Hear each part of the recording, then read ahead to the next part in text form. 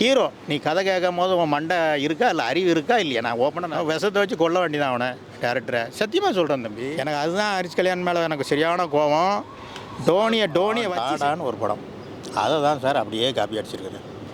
ஓப்பனிங்கில் இருந்து கிளைமேக்ஸ் வர சீன். நான் ஏன் வருத்தப்பட்டு பேசுகிறேன்னா, ஒரு நல்லா இல்லை இன்னும் இவ்வளோ செலவு பண்ணி ஒரு படம் நல்லா இல்லை அப்படின்னு நம்ம சொல்கிற காரணம் என்ன? இப்போ யுவன் சங்கர் ராஜா போடும்போது இந்த டேரக்டரும் அந்த நவீன் ஹீரோவும் அவங்களுடைய உழைப்பு எப்படி இருக்கணும்? நியூஸ் 10 சேனலை லைக் பண்ணுங்கள், ஷேர் பண்ணுங்கள் அண்ட் சப்ஸ்கிரைப் பண்ணுங்கள். டாடா. ஸ்டார் படம் என்ன சொல்கிறது சார், இன்றைக்கி சினிமா வந்து கொஞ்சம் கொஞ்சமாக அழிஞ்சிக்கிட்டு இருக்குது சார். அந்த சினிமா வந்து இன்றைக்கி வாழ வைக்கிறதுன்னு பார்த்திங்கன்னா மெயின் பங்கு வந்து யுவன் சங்கர் ராஜா, ஏஆர் ரஹ்மான், அனிருத் இவங்க கையில் தான் இருக்குது. அந்த வரிசையில் வந்து யுவன் சங்கர் ராஜா அந்த ஸ்டாரை வாழ வச்சுருக்கிறார். டைரக்டரு, அதான் சொல்கிறேன், டைரக்டரு ஹீரோன்னு நீங்கள் பார்த்தீங்கன்னா என்ன பண்ணியிருக்கிறாங்க, அப்படியே டைரக்டர் புதுசு, ஹீரோ வந்து கதையை நல்லா செலக்ட் பண்ணியிருக்கணும். அவர் என்ன பண்ணியிருக்கார், இதுக்கு முந்தின படம் டாடான்னு ஒரு படம், அதை தான் சார் அப்படியே காப்பி அடிச்சிருக்காரு. ஓப்பனிங்கில் இருந்து கிளைமேக்ஸ் வர சீன் பை சீன், அதை அப்பா சென்டிமெண்ட்டு, ஏதோ ஒரு ஒரு ஒரு ஒரு தொழில் பண்ணணும்னு அப்படி போகிற டாடாலையும் இதுலேயும் நான் ரெண்டு இது ஒன்று போல் சொல்கிறேன், ரெண்டு ஒரே மாதிரி இருக்கும். அப்போ அது முடியல, ஒரு கல்யாணம் பண்ணுறாங்க, ஒய்ஃபுக்கிட்ட சண்டை, ஒரு குழந்தை வருது, இது எப்படி நம்ம நல்லாயிருக்கு சொல்ல முடியும்? டாடாலையும் அதே மாதிரி. அப்போ நீங்கள் கதையை கொஞ்சம் மாற்றிருக்கணும். இன்றைக்கி ப்ரொடியூசர் வந்து உங்களுக்கு எத்தனை கோடி வேணும் செலவு பண்ண ரெடியாக இருக்கிற யுவன் சங்கர் ராஜா மினிமம் வந்து ஒரு 5 கோடி ரூபா வாங்கியிருப்பார். அப்போ கதையை எதுக்கு நீங்கள் அப்படியே அந்த டாடா படத்தை தூக்கி வைக்கணும்? ஒரு வித்தியாசமான ஒரு கதை இல்லையே. இது ஒரு வருத்தம். சினிமா ரசிகர்களுக்கு ஸ்டார் படத்தை பொறுத்தளவுக்கு ஒரு ஏமாற்றம். படத்தில் 2 ஹீரோயின் இருக்காங்க சார். 2 ஹீரோனியுமே வந்து செட்டு ப்ராப்பர்ட்டி தான் சார். பின்னே நான் உங்களை எல்லாருக்கும் நான் அடிக்கடி பேட்டி கொடுக்க தெரியுமா, சினிமா நம்ம கண்ணுக்கு முன்னாடி கொஞ்சம் கொஞ்சமாக அழிஞ்சிட்டு இருக்கிறேன். இன்றைக்கி மலையாளத்தில் பார்த்தீங்கன்னா 195 படம் ஹிட் ஆகுது. இங்கே 110 படம் தான் ஹிட் ஆகுது. 90 படம் அது என்ன ஆகுதுன்னு நமக்கு தெரிய மாட்டேங்குது.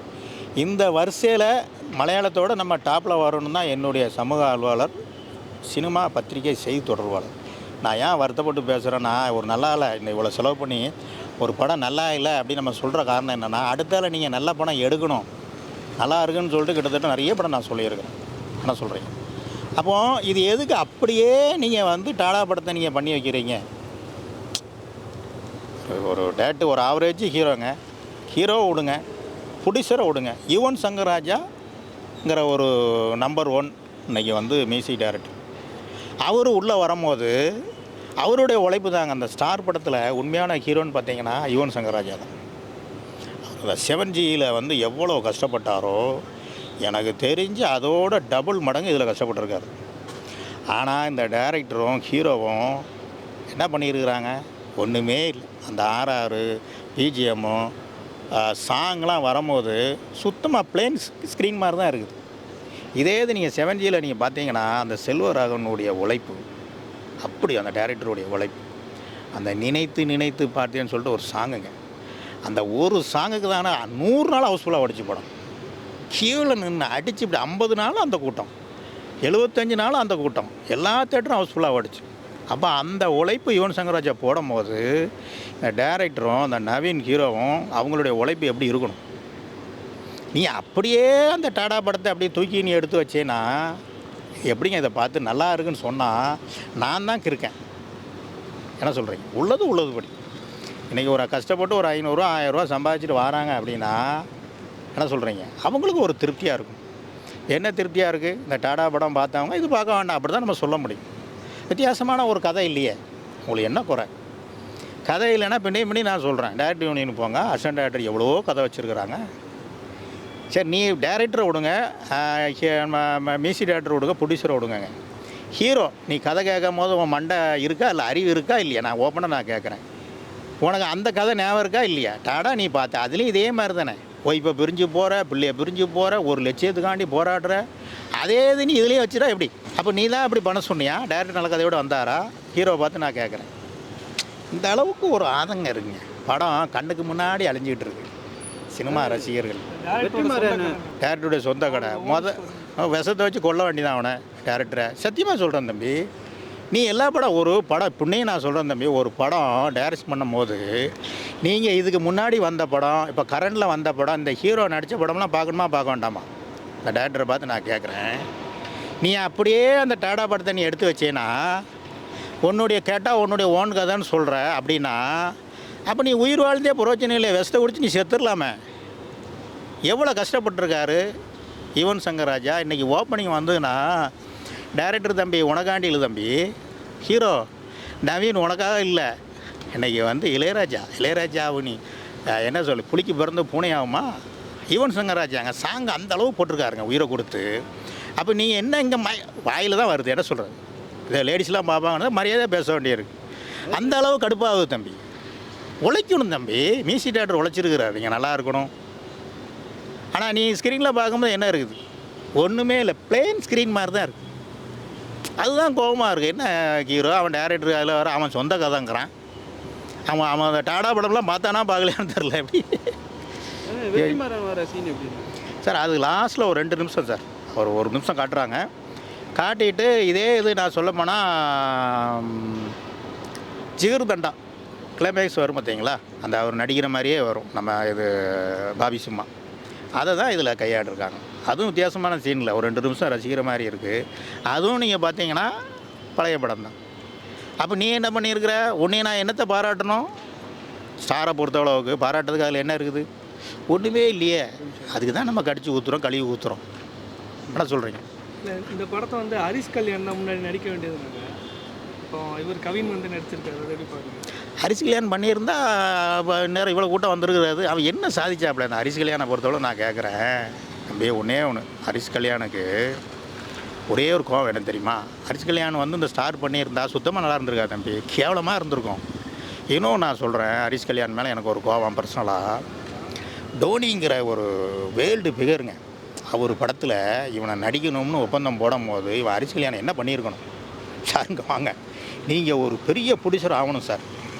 ஒரு சிவகார்த்திகனோ இல்லை ஒரு தனுஷோ வச்சு எடுங்க. நான் ஃப்ரெண்டு கேரக்டர் நான் வந்தேன், ஃப்ரெண்டாக வந்து ஜாயின் பண்ணி இவன் சொல்லணுமா சொல்ல வேண்டாமா? அது படமாங்க அது. டோனி இன்றைக்கி அந்த படத்தெலாம் ஹிட்டு கொடுத்துருந்தாங்க இவங்க அந்த டீம்னா, இன்றைக்கி வருஷத்துக்கு 3 படம் பண்ணியிருப்பார். உண்மையாக இல்லையா? இவன் நான் ஹீரோவாக பண்ண போகிறேன்னு சொல்லிட்டு அவனும் க்ளோஸ் ஆகி டேரக்டரையும் க்ளோஸ் பண்ணி டோனி சினிமா ஆசையே வெறுத்து போச்சு அவருக்கு. அந்த ஹரிஷ் கல்யாண் இதில் பண்ணியிருந்தாருன்னா எப்படி இருந்திருக்கும்? இன்னும் கொஞ்சம் கேவலமாக தான் இருந்திருக்கும். அவன் படம் என்ன படங்க ஓடிச்சு கொஞ்சம் நினச்சி பாருங்க பார்ப்போம். அது ஒரு படம், அது அவருக்கோசம் ஓடல தம்பி. இப்போவும் நான் சொல்கிறேன், பார்க்கிங் படம் ஓடினது MS பாஸ்கர், அவர் தான் ஹீரோ. இவன் ஒரு பொம்மை மாதிரி வருவான் போவான், அவ்வளோதான் ஹீரோன்னு. அந்த அந்த ஹரிஷ் கல்யாண் பண்ணதுக்கு அந்த கேரக்டரு யார் பண்ணாலும் கிட்டாயிருக்கும். யோகி பாபு பண்ணாலும் கிட்டாயிருக்கும், நீங்கள் பண்ணாலும் கிட்டாயிருக்கும், நான் பண்ணாலும் கிட்டாயிருக்கும். அந்த ஹரிஷ் கல்யாண் ரோலு அந்த படத்தை அப்படி தூக்கி நிப்பாட்டினது வந்து யார்? MS பாஸ்கர். இவன் என்ன சாதிச்சான் கொஞ்சம் கேட்டு பாருங்க. அப்புறம் இதில் வந்து பண்ணியிருந்தால் எப்படி இருந்திருக்கும்? கேவலமாக இருந்திருக்கும். எனக்கு ஹரிஷ் கல்யாண் மேலே எப்போ கோவம் அடங்க போகும்னு தெரில. டோனி வந்து பெரிய ஸ்டார் வச்சு படம் பண்ணி அது ஹிட்டாகி பல கோடி சம்பாதிச்சா எனக்கு ஹரிஷ் கல்யாண் மேலே உள்ள கோவம் விடும். இன்னொரு படம் வச்சு பண்ணல இவரையா நானே போய் தீய வச்சு கொளுத்திட்டு வந்துடுவேன் தம்பி. அது தப்பு தம்பி. ஏன்னா யாரோ ஒரு ஆள் சினிமா கொஞ்சம் கொஞ்சமாக அழிஞ்சிட்டு இருக்குது தம்பி. கொஞ்சம் நினச்சி பாருங்க பார்ப்போம். அப்போ ஒரு மனுஷன் இன்றைக்கி வந்து வேர்ல்டு ஃபிகர் ஒருத்தன் வந்து இன்றைக்கி தமிழ் படம் பண்ணணும்னு வரும்போது இவன் ஹரிஷ் கல்யாண் டீமு இவங்க தானே உருவாக்கியிருப்பாங்க. இவனை கூப்பிட்டு நடிக்க சொன்னவனே இவன் என்ன சொல்லியிருந்துருக்கணும்? சாருங்க வாங்க, உங்கள் கம்பெனி அப்படி நிப்பாட்டுவோம் தமிழ்நாட்டில், நீங்கள் தமிழில் வந்து 4-5 படம் எடுக்கணும் அப்படி சொல்லி ஒரு தனுஷ் டேட்டோ ஒரு சிவகார்த்தியன் டேட்டோ வாங்கி கொடுத்து இவன் ஃப்ரெண்டாக அதில் பண்ணியிருந்துருக்கலாம். நீ ஃபுல்லாக அது சரி கஷ்டப்பட்டு பண்ணீங்களே, படம் ஹிட்டாச்சு, அதுவும் இல்லை. என்ன சொல்கிறீங்க? Director out, Harish Kalyan out, Yogi Babu ஏதோ பொம்மை மாதிரி வந்துட்டு போவார். எனக்கு அந்த பஸ்ஸு டிரைவர் மாதிரி அதெல்லாம் ரசிக்கிற மாதிரி இருந்ததா? எனக்கு அதுதான் ஹரிஷ் கல்யாண் மேலே எனக்கு சரியான கோபம். டோனியை வச்சு செஞ்சிட்டார். ஸ்டார் படத்துக்கு நீங்கள் எத்தனை ஸ்டார் கொடுப்பீங்க? 0 பாயிண்ட் தான் சார். கதை, அவர் நவீனுடைய ஆக்டிங்கு, டேரக்டருக்கு எல்லாம் 0 பாயிண்ட்டு. ஆனால் யுவன் சங்கர் ராஜா காண்டி தான் இவ்வளோ ஓப்பனிங். அவருக்கு வசம் வேணால் ஒரு 10 மார்க் நான் கொடுப்பேன். எத்தனை? யுவனுக்கு 10க்கு 10. யுவனுக்கு மட்டும்தான். கதை, ஹீரோ இவங்களுக்கு எல்லாம் 0 பாயிண்ட்டு தான். ஏன்னா கதை ஒன்றும் இல்லையே தம்பி. அப்படியே இந்த டாடா படத்தை தானே எடுத்து வச்சுருக்குறாங்க. இன்றைக்கி இவ்வளோ ஓப்பனிங் வருதுன்னா நம்பர் 1 வந்து யுவன் சங்கர் ராஜா. இந்த படத்தில் பின்னி நான் சொல்கிறேன், இந்த படத்தில் உள்ள ஸ்டார் படத்தில் உள்ள லாபங்கள் எல்லாம் ப்ரொடியூசர் உங்களுக்கு வேணுங்கிறத எடுத்துகிட்டு அதிக லாபம் வந்தால் ஒரு பட்சம் வராதுன்னு நினைக்கிறேன்.